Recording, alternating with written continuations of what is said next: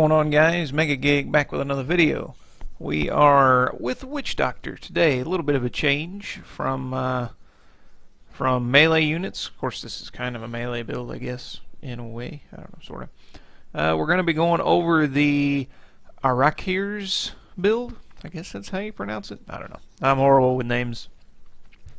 But this build is really fun. I've been playing it on my Witch Doctor for a while. It's the first set of stuff that I've got to drop. I really want to do the Spirit Barrage build with the Barber, but I cannot get a Barber to drop. I've just been trying and trying, and it just won't drop. And I've heard the Barber is still kind of glitched. Even on live right now, it's not working right. But I've also heard that it is actually working right on the PTR. So hopefully if I can get one to drop and they drop a patch and it's working, I don't know, we'll see.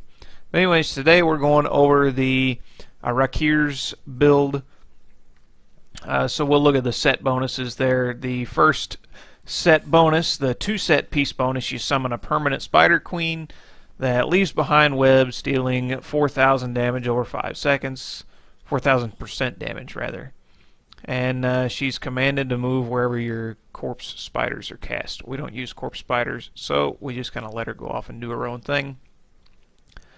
The 4-piece bonus, Hex gains the effect of Toad of Hugeness rune. After summoning a Toad of Hugeness, you gain 50% damage reduction and heal for 10% of your maximum life per second for 15 seconds.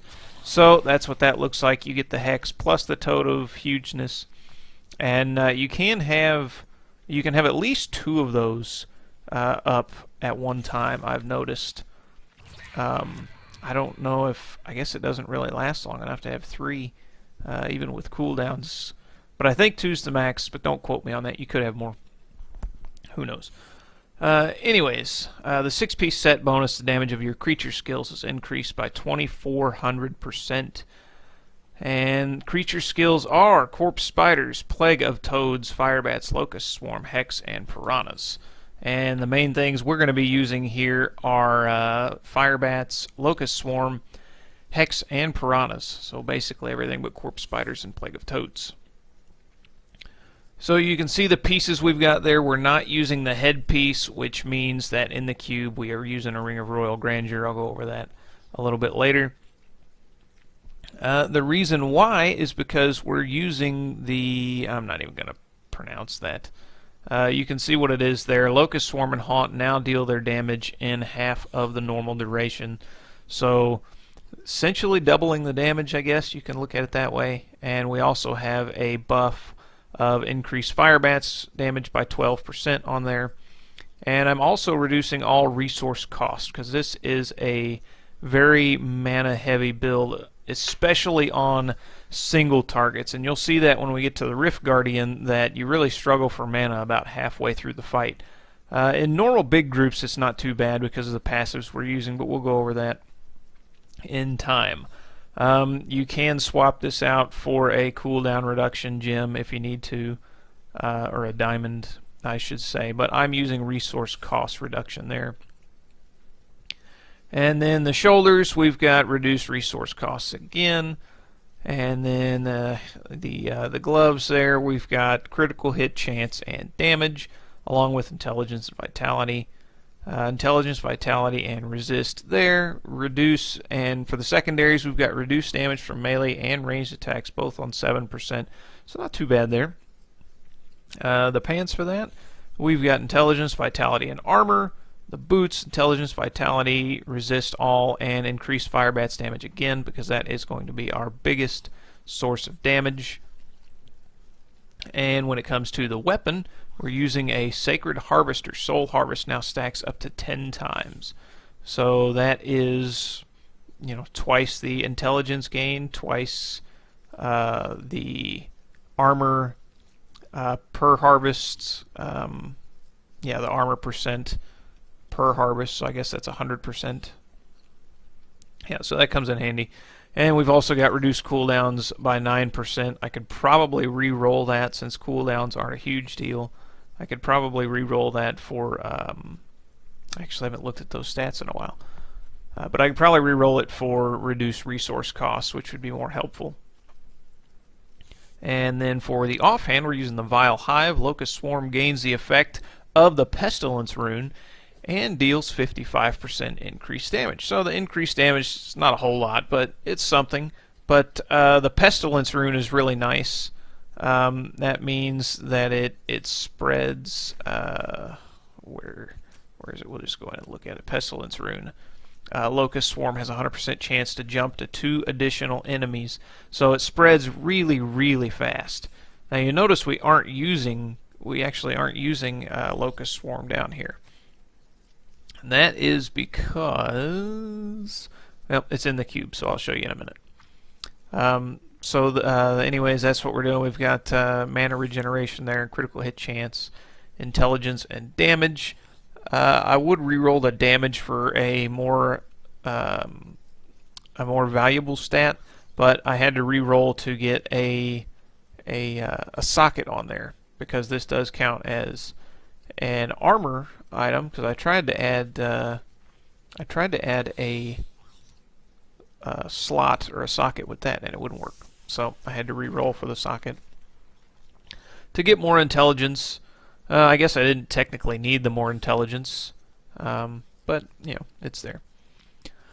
For the rings, I am using the Ring of Emptiness. You deal 293, you deal up to 300% increased damage to enemies affected by both your Haunt and Locust Swarm. So that's a pretty good chunk more damage there. In that, we're using the Bane of the Trapped. On this guy, it's only level 38. You can, if you're doing enough damage, you can swap this out for Unity. That's actually what I was using for a while, and it does allow me to push higher rifts, but you notice the difference in damage. In damage output, you don't do near as much. And I ran a 60 on this. That's about where this guy is, between 60 and with a Unity, I was pushing all the way up to 65, but right now he's on 60s. But he's clearing it pretty fast. But definitely, if you need more damage reduction, swap this out for a Unity. For my belt, Firebats deal 183% increased damage to enemies affected by Locust Swarm or Piranhas, which is nice. So again, we're just increasing our Firebats damage even more. I've got the stats on that: intelligence, vitality, resist all, and more life percentage. My other ring, I am using the Compass Rose set, the Endless Walk set, rather, the Compass Rose for the ring. And I've got life per hit on there, resist all, vitality, and strength for some reason, because I don't have a good intelligence version of the Compass Rose. So I'm still looking around for that. I'm pretty sure I still don't. Yeah, I haven't gotten one to drop. But there's not one in there, so. Anyways, yeah. Intelligence, obviously, is what you want on there if you're running a Witch Doctor. But we just happen to have strength. And the bonus set of that, of course, while moving, damage taken is reduced. While standing still, damage dealt is increased. And the gem I am using is Gem of Infectious Toxin, I guess. Is that how you say that? Poison damage. Poison all enemies hit for 4,500% weapon damage. That's at rank 50. Over 10 seconds, all enemies hit deal more damage, or deal less damage and take more damage. So there are definitely gems you can swap out for that if you like. You can put a Gogok of Swiftness. You could probably use a Tagic, but you're going to be running around a lot, and it does stack up with Firebats, but it drops off so fast after just a second and a half. It's really hard to keep that bonus damage up. But there's definitely other gems you can swap out. But that's just what I'm using for now. And then in the I'm using the Traveler's Pledge for the amulet. We've again got strength on there. The reason these two are strength is because I was wanting to try the Endless Walk set on this guy to see how it worked with this build, and it does work well. So obviously you want to get intelligence on both of those. Still working on that. For some reason, it's kind of like the Barber. I cannot get it to drop. I cannot get the intelligence version to drop on here. I've dropped so many of some things, and then some things have just been completely elusive to me. But we're using Bane of the Stricken in there. And then last but not least, my bracers, fire skills deal more damage because we're using Firebats as our main damage. And then reduce all damage taken by 6% for each stack of Soul Harvest. And that goes really well with Soul Harvest stacking up to 10 times, so that's 60% reduced damage. There are other options you can swap out, or you can put in the cube and have both while channeling Firebats. There you gain 30% damage reduction and lots of life per hit, so that's really nice. Coil of the First Spider. But the damage reduction is half of the Soul Harvest, but you do gain all the life per hit, so you kind of give and take there. Like I said, unless you cube one of these, and then that kind of makes a difference there, I guess. But in the cube, in the armor slot, I'm using Mantle of Channeling, so we're reducing our damage and increasing our damage there. Like I said, you can cube this or that if you like, and then run both of those, and that might be more effective than running Mantle of Channeling, at least for survivability. You would gain 5% more damage reduction and a ton of life per hit, but you lose that 25% increased damage. So it's kind of up to you on where you're at when it comes to rifts and how you're surviving. Next in the cube, we're running a Ring of Royal Grandeur, of course, because we're using this headpiece here. And then as the weapon, Wormwood, Locust Swarm continuously plagues enemies around you. So I don't actually have Locust Swarm on, but you can see that ring there continuously popping up. And that's mainly just so I can have Spirit Walk or something else to have on there instead of Locust Swarm. That way I don't have to worry about casting Locust Swarm. And where was it? Yeah, Locust Swarm gains the effect of the Pestilence rune. So this does actually affect this. So you'll see when we get into battle, it spreads really, really fast. As for, let's do Paragon Levels really fast. Intelligence, we've got movement speed and maximum mana because we want to be getting around pretty quick. And we also are very mana heavy, so we want maximum mana there. And these, when you can, max everything, obviously. Otherwise, you're going to want critical hit chance and damage first, and then cooldown reduction, and then attack speed.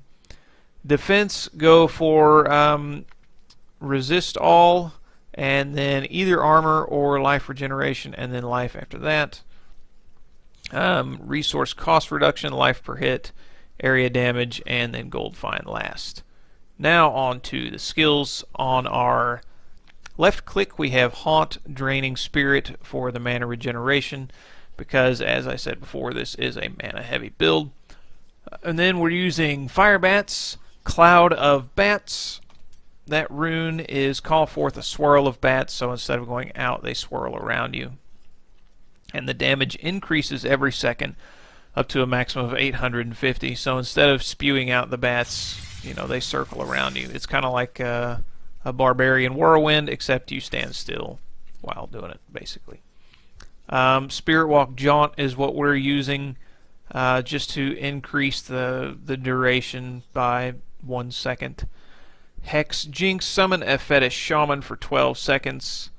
Hexed enemies take 15% additional damage, so we're just increasing our damage there. Piranhas, Piranado for the extra damage, and of course they take 15% increased damage, and it sucks them in, so it works really nice for our Soul Harvest, which is next. That way we can just run in and suck up a bunch of souls. I'll show you guys that. Soul Harvest, feed on the life, gain 3% increased intelligence for 30 seconds for each enemy stacked. Increase your armor by 10%, so that's up to 100% because of the weapon that we're using. We are using Grave Injustice, which gains 1% maximum life and mana and reduces the cooldown of all your skills by 1%, or by 1 second, excuse me, when an enemy dies within 20 yards. Spirit Vessel for the cheat death, basically. Confidence Ritual, dealing more damage to enemies that are close to you, and Creeping Death, your Haunt, Locust Swarm, and damage amplification from piranhas lasts almost forever.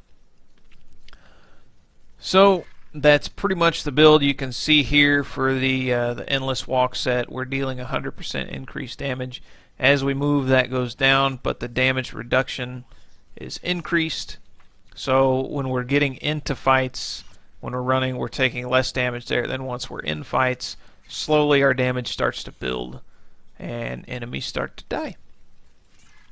So I believe that's it. We covered the cube, we covered the gear, we covered the Paragon levels and the skills. So I'll show you how it works in a Rift, and we'll go ahead and run a Torment 60.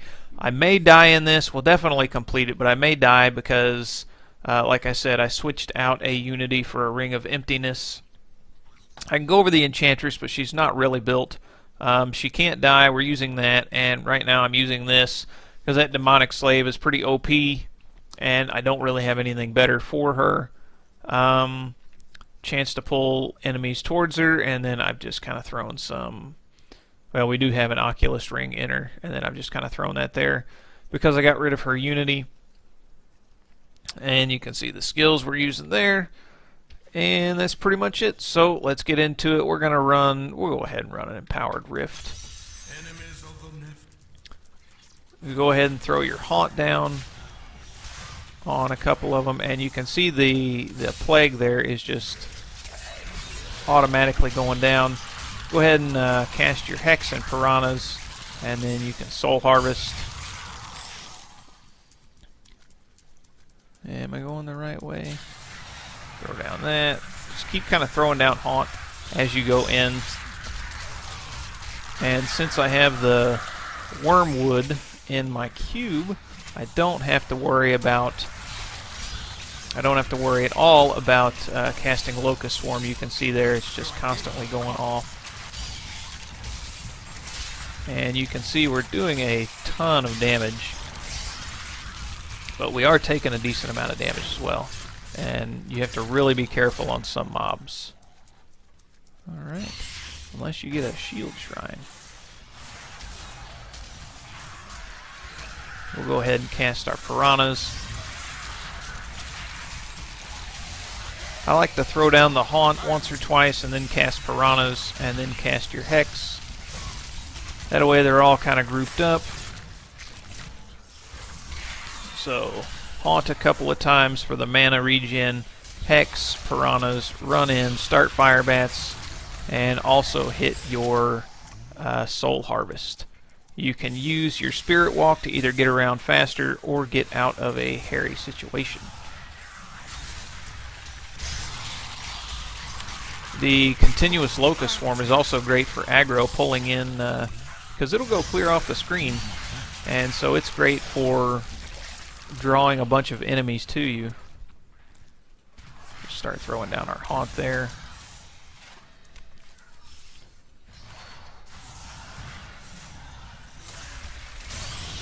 And yeah, you can see our Locust Swarm is going all over the place.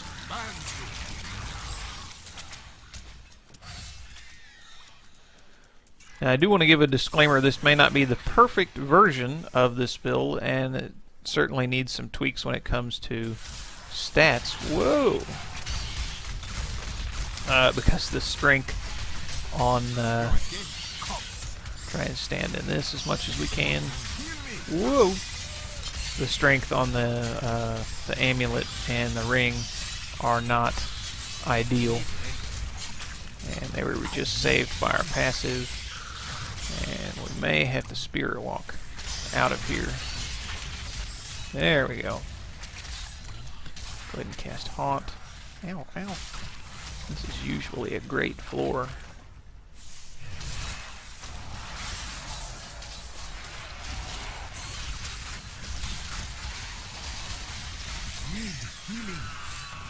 Yeah, that poison though, that really... Uh-oh, we might die.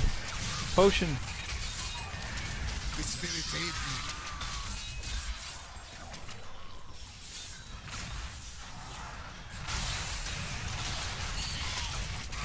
You want to definitely try and keep your soul harvest at 10 stacks because that's reducing lots of damage, and of course you're also getting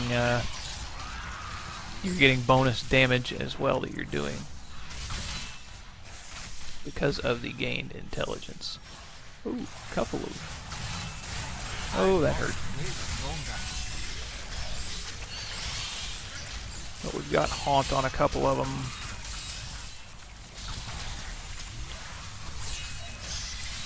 And I hit my Spirit Walk there to be able to walk right in the middle of them a little better, but now I need to get out of here.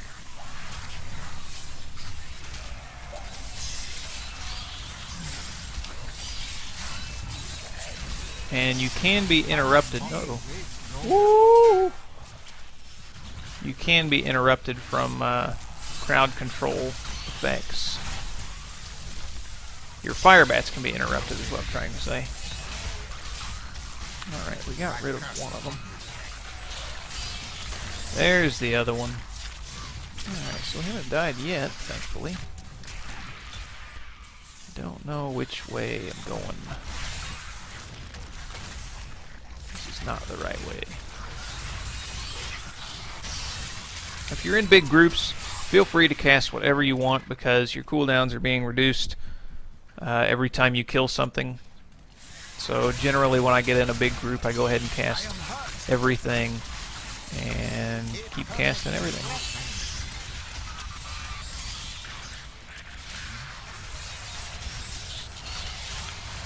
And there's the gold, or the yellow rather.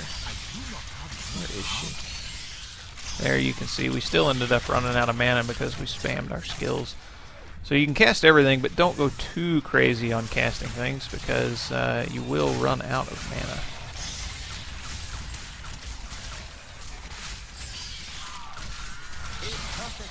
See if we can't draw them into this ring here.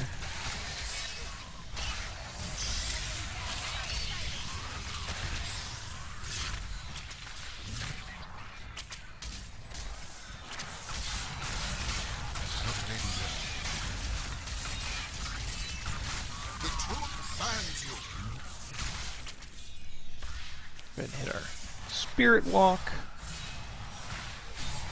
And we'll just kind of let everybody be sucked into here.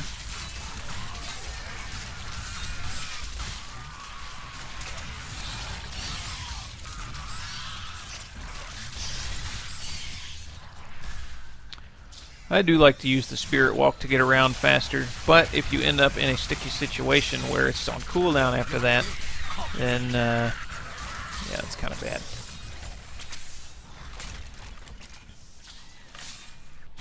Obviously.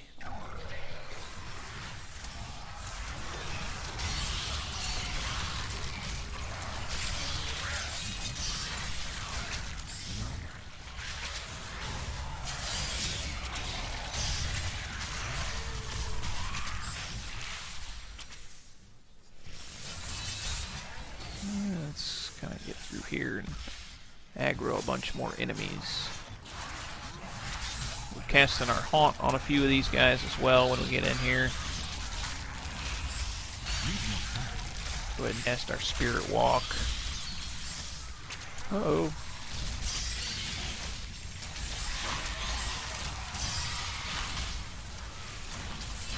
You want to cast your Haunt for two reasons. One, it amplifies your damage, and two, it's giving you that that mana per second back. Ooh, this guy's gonna hurt. And now you can see we are really eating through our mana, even with Haunt on him.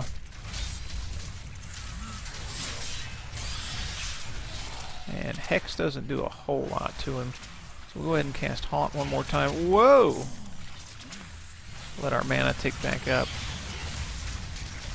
And now we'll finish him off. So, hope you guys enjoyed the video. That's the Archyr's build, I guess is what it's called. I don't know how to pronounce it. But if you guys liked the video, leave a like and a comment down below. And let me know what you thought. If you have any suggestions for improvements or any questions on why something was the way it was, please let me know in the comments section. But subscribe, guys, if you're not subscribed and you want to see more. Thanks, and more good stuff to come. Take care, guys.